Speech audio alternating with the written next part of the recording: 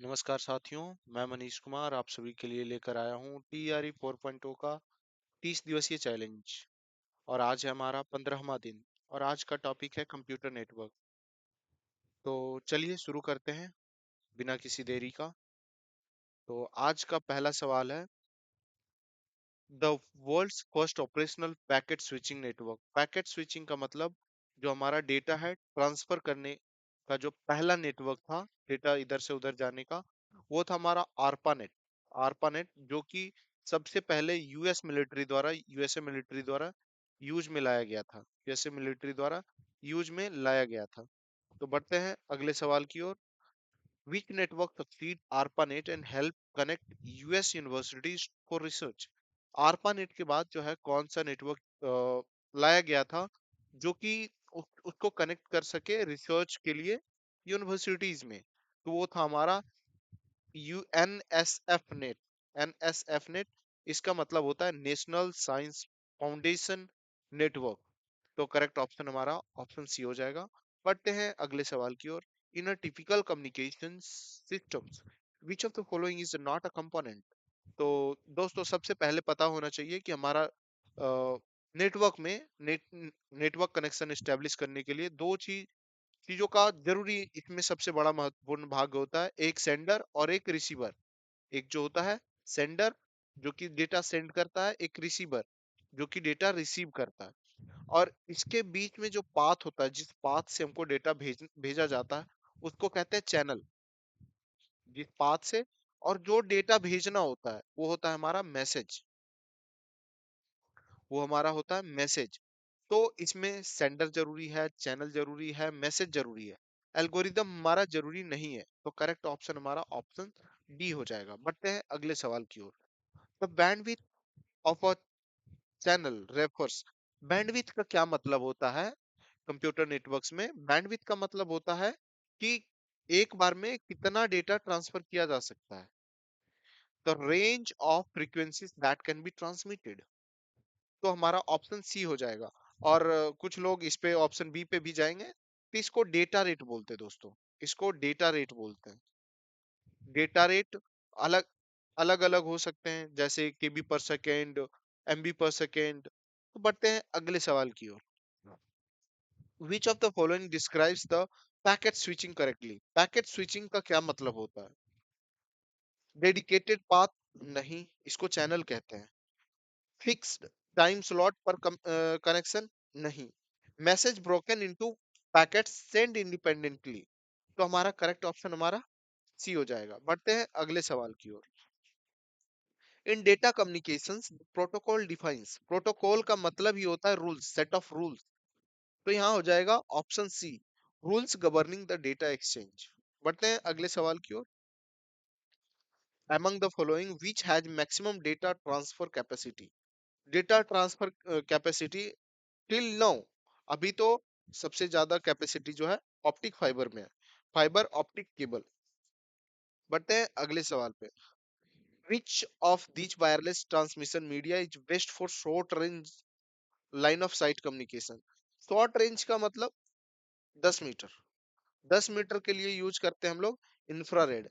Infrared देखिएगा कि वो वायरलेस जो कार आता है रिमोट से कंट्रोल करने के लिए, वो देख लेते होंगे। फिर एक आता है हमारा ये टीवी रिमोट। टीवी रिमोट भी हमारा इंफ्रारेड से ही चलती है। तो बढ़ते हैं अगले सवाल की ओर। Repeater in a network is use to. Repeater का मतलब ही समझ रहे होंगे दोस्तों, नेटवर्क को रिपीट करना। जो वीक सिग्नल आएगा उसको सिंपलीफाई एम्पलीफाई करके रीजनरेट करके उसको वीक नेटवर्क को फिर आगे ट्रांसमिट करना है। तो regenerate and amplify the signals. बढ़ते हैं अगले सवाल की ओर। Which device operates at data link layer of OSI model? तो इसमें से कौन सा डिवाइस है जो कि ओएसआई के डेटा लिंक लेयर पे काम करता है? हब जो कि फिजिकल लेयर पे काम करता है, जो कि हमारा फिजिकल लेयर पे काम करता है। स्विच जो हमारा डेटा लिंक पे काम करता है। पूछ यही रहा है कि कौन करता है, तो डेटा लिंक लेयर। राउटर जो है हमारा नेटवर्क लेयर पे काम करता है। राउटर का मतलब ये होता है रूट डिफाइन करना। गेटवे, दो कम्युनिकेशन को आपस में जोड़ना, एक ब्रिज के रूप में काम करता है। तो ये भी हमारा नेटवर्क लेयर पे ही काम करता है। बढ़ते हैं अगले सवाल की ओर। In a star topology, failure of a central hub. पहले जानते हैं कि स्टार टोपोलॉजी होता क्या है। Multiple node is connected multiple node is connected with a central hub. जो है सारे डिवाइस जो है एक सेंट्रल हब से जुड़े हुए हैं। तो यदि मान लीजिए सेंट्रल हब ही फेल हो गया तो हमारा पूरा का पूरा एंटायर सिस्टम फेल हो जाएगा। तो हमारा करेक्ट ऑप्शन हो जाएगा एंटायर नेटवर्क फेलियर। बढ़ते हैं अगले सवाल की ओर। Which network type typically cover the smallest area. Smallest area हमारा सबसे स्मॉलेस्ट में पैन आ जाता है। पैन का मतलब personal area network. Personal area network हो जाता है। और लैन में हमारा आ जाता है local area network. Local area network. अभी सब में डिफरेंस बताएंगे। पैन जो होता है दोस्तों, वो हमारा होता है, मान लीजिए एक कमरा है जिसमें कि 5 सिस्टम है, तो आपस में इंटरकनेक्ट करके हम कम्युनिकेशन कर सकते हैं। तो हो गया पैन, पर्सनल एरिया नेटवर्क। लैन का मतलब लोकल एरिया नेटवर्क। कोई बिल्डिंग है जैसे अस्पताल है, तो उसमें पूरा का पूरा अस्पताल जो है एक ही नेटवर्क से कनेक्ट होता है, जो कि लोकल एरिया नेटवर्क होता है। मेट्रोपॉलिटन एरिया नेटवर्क, तो ये हमारा होता है कि एक सिटी से दूसरे सिटी के बीच में कनेक्शन स्टेब्लिश किया जाता है। इसको मेट्रोपॉलिटन एरिया नेटवर्क बोलते हैं। और वैन होता है जो कि वाइड एरिया नेटवर्क होता है, जो कि हमारा एक देश से दूसरे देश में हमारा नेटवर्क प्रोवाइड करने का काम करता है।